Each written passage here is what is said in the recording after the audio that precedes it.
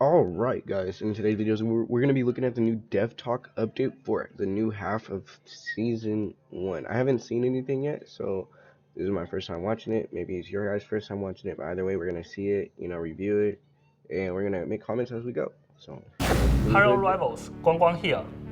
As we kicked off the exhilarating first half of Season 1, we were thrilled to welcome even more players to the Marvel Rivals community. Together, we united with the Fantastic Four to take the fight to Dracula.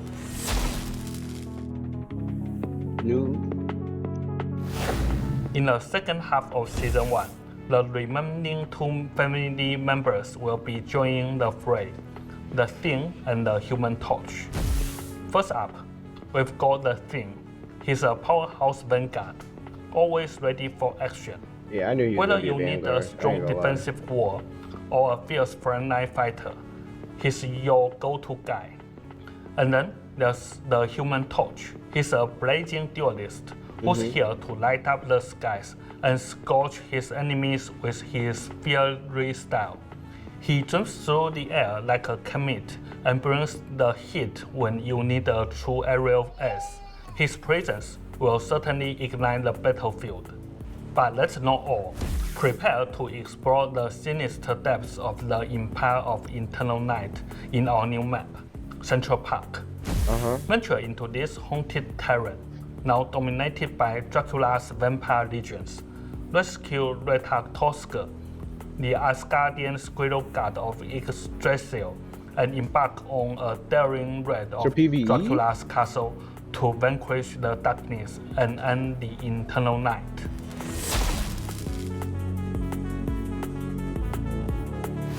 Since Season 1 launched, we've seen... So we're getting a PvE mode for the new map?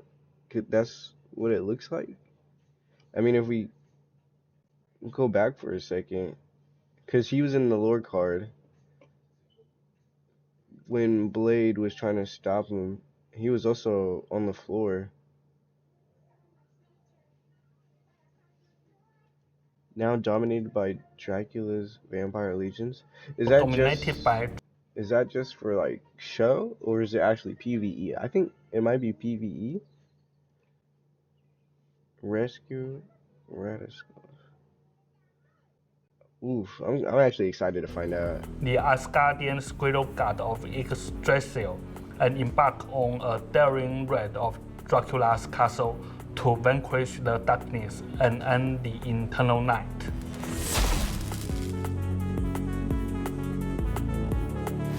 Since Season 1 launched, we've seen an incredible surge of excitement for competitive play.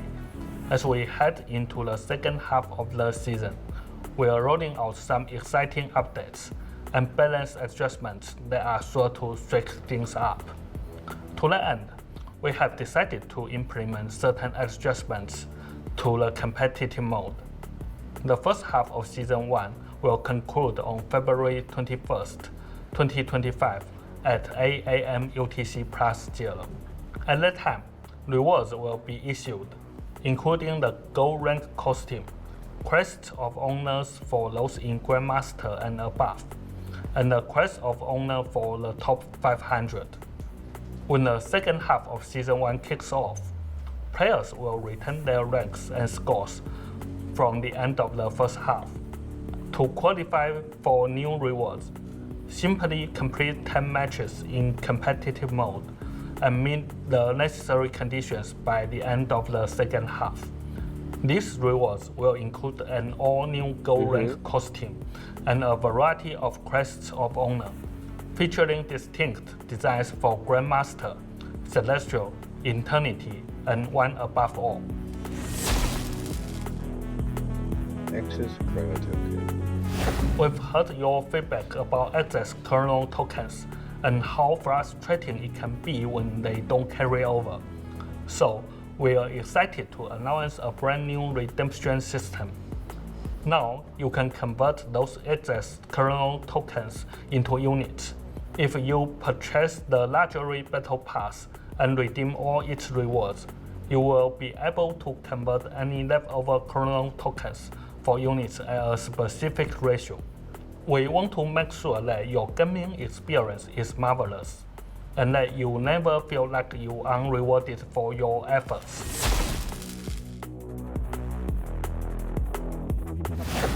Now let's talk tournaments. We've heard your excitement and questions about our plans for Marvel Rivals tournaments since launch, and we are thrilled to see such a passionate community. A thriving player base is the lifeblood of any great game, and we are pumped to see that our in-client tournament, the Marvel Rivals Championship, has maxed out its faction registration in North America. Oh, wow. After the upcoming updates in the second half of Season 1, we will be increasing that limit. As anticipation reaches a fever pitch, brace yourselves for a series of Marvel Rivals Invitationals set to kick off at the end of February and continue into March. Now let's turn it over to Zhiyong, who's ready to share the latest balance adjustments for the second half of Season 1. Balance adjustments. Let's go. I'm not gonna lie to you. Nerf Cloak and Dagger. They did not need a buff. I'm not gonna lie. That little fourth ultimate, yeah, that needs to get nerfed immediately. I ain't even gonna lie to you. Is there other things that need to get nerfed? I honestly don't know. I'm not gonna hold you. I don't really. You know what? We're about to find out. Hey Rebels, I'm Zhiyong. Today, we are diving into some exciting balance changes coming up for the second half of Season 1 that are sure to shake things up on the battlefield.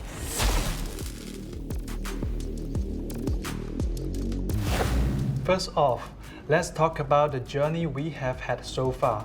The first half of Season 1 has given us some thrilling changes compared to Season 0. We have seen more duelist heroes in competitive like Storm and Squirrel Girl really shine, while Hela and Hawkeye have cooled down a bit, finding a better balance. And let's not forget the balance changes at the start of the season and the addition of Invisible Woman. Together, they have revitalized the strategies matter and given players more options. I'm not gonna lie. Strategists will forever be an option. Just because they heal. I mean, I hate to be that person, but strategist was, never compromised. I don't know. That's just my opinion. But buff Venom, though. Hashtag buff Venom. These changes are undoubtedly a win for all. But hold on, there are a few challenges we have noticed that we are ready to tackle to make your gameplay even more epic. Triple strategist turret? The triple strategist yeah. lineup has been gaining ground, especially among the upper ranks. For us, it's been great to see so many different team compositions out there, proving that victory isn't just about the classic 2-2-2 lineup. But here's the catch. The quick ultimate recharge for strategies like Cloak and Dagger and our mischievous friend Loki has led to some oppressive moments. Yeah. A triple strategist setup often means at least one ultimate counters a Vanguard or Duelist's ultimate, which may slow down the game's pace. We want every match to feel exhilarating, not drawn out. That's why in our upcoming changes, we will be bumping up the energy costs for those frequent ultimates. We will also be giving some targeted nerfs to certain strategies' ultimates. You have Cloak and Dagger, I'm looking at you, while reducing the ultimate energy costs of some of our Vanguards and Duelists, like Venom and Magic. Whoa. Wait, reduce. Hold up. I needed this. Let me look at you. While reducing the ultimate energy costs of some of our Vanguards and Duelists, like Venom and Magic, making it easier for them to unleash their powers. Don't worry though, we are not trying to completely shatter that 3 strategist playstyle. We are just looking to bring in more options for farm counterplays and amp up the excitement. Vanguard power. Now, let's chat about Vanguards. Throughout the first half of Season 1, Doctor Strange and Magneto remain the most mainstream Vanguard chassis. I mean, I don't know if anyone really needs to know why they're the most mainstream, but they're like the only vanguards that can frontline. If you didn't know, uh, you can argue Hulk, but Hulk is catching a lot of bans. But even then, he's like Magneto and Strange. They can hold the front line for like they can hold it down quite easily. Dominating the scene, whether it's a single or double shield lineup. These guys have been the go-to war, soaking up damage and effectively resisting enemy damage pressure. And with the triple strategist lineup, enjoying enhanced survivability. But we want to shake things up a bit. We are planning to dial back the survivability of Doctor Strange and Magneto to keep things interesting. What? Plus, we will be boosting some of our movement tabs vanguards, and we are super excited to introduce our newest hero, the Thing. Get ready for a fresh take on battle dynamics. I ain't gonna lie, I play Magneto. I don't play Strange, but they're nerfing them. Oof. We have been closely analyzing pick and win rates across all tiers, using battle data and battle rates for our top tier heroes. With all this information in hand, we are making some targeted adjustments to certain characters.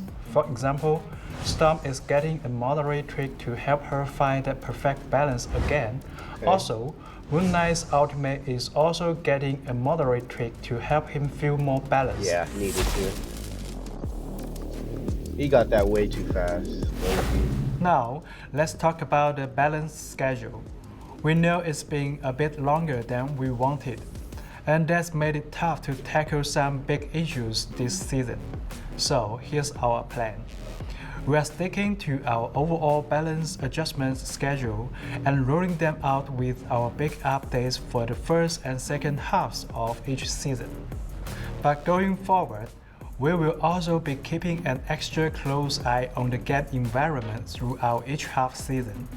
If we spot any urgent issues, we will swoop in with one quick, smaller adjustment to keep everything running smoothly. Much like Galactor observed the innumerable matches, we will mainly be observing and only interfere during the season when necessary. Is it kind of weird that I wish they would wear like the purple color with rivals? You know, kind of imitates Galactus. You know what I'm saying? So I'm done. We are committed to being careful with these changes because we want to keep the game to have a stable play environment.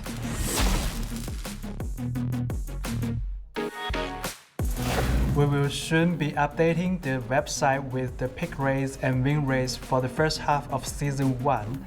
After that, we will drop the balance adjustment announcement for the second half of the season. Keep your eyes peeled for those official updates.